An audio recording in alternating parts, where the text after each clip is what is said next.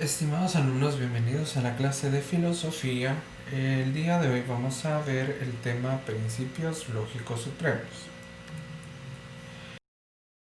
¿Qué son los principios lógicos supremos? Los principios lógicos supremos se entienden como conocimientos tan evidentes que no pueden discutirse y tampoco necesitan ser demostrados. Vamos a ver cómo se clasifica cada uno de estos principios lógicos supremos. Como bien les mencioné en la diapositiva anterior, vamos a iniciar con el principio de identidad. Este principio nos dice que todo lo que existe solo puede ser idéntico a sí mismo, y este se va a expresar con la siguiente fórmula: A es igual a. Veamos el ejemplo para el principio de identidad.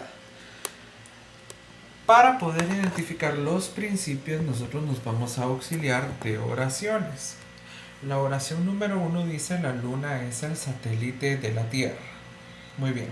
Tenemos tres elementos: luna, satélite y tierra.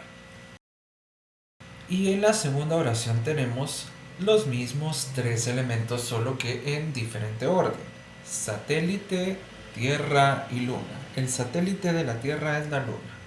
Bueno, si nosotros nos damos cuenta en ambas oraciones, vamos a ver que hay un sentido de pertenencia y un sentido de identidad. ¿Por qué? Porque vamos a decir que la luna es el satélite de la Tierra y el satélite de la Tierra es la luna. Entonces, el sentido de pertenencia lo encontramos en luna. ¿Por qué? Porque si nosotros queremos definir luna, vamos a decir que es el satélite de la Tierra. ¿Y cuál es el satélite de la Tierra? Es la luna. Entonces encontramos un sentido de pertenencia en ambas oraciones. Luego tenemos el principio de no contradicción. Este principio señala que algo no puede ser y no ser al mismo tiempo. Lo vamos a representar con A no es igual a no A. Entonces vamos a ver cómo se desarrollaría en un caso concreto. Veamos este ejemplo. Los estudiantes de P y Sol tienen mucho tiempo libre.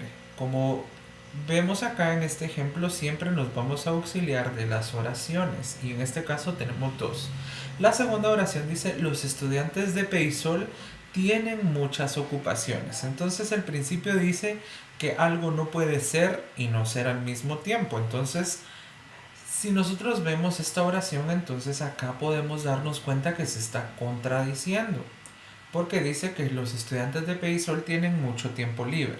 Y la segunda afirmación dice que tienen muchas ocupaciones. Entonces, los estudiantes de PEISOL no pueden tener mucho tiempo libre y estar muy ocupados al mismo tiempo.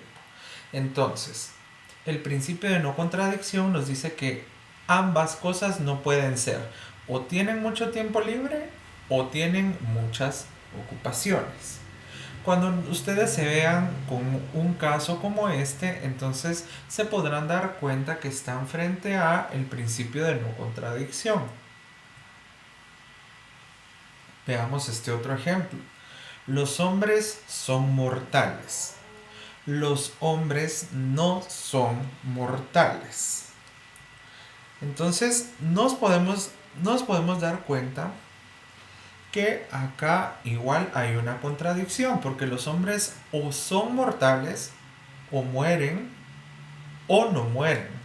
No pueden ser mortales e inmortales al mismo tiempo. Entonces, cuando ustedes, repito, se encuentren frente a un caso donde ambas oraciones se contradicen, podríamos aplicar el principio de no contradicción.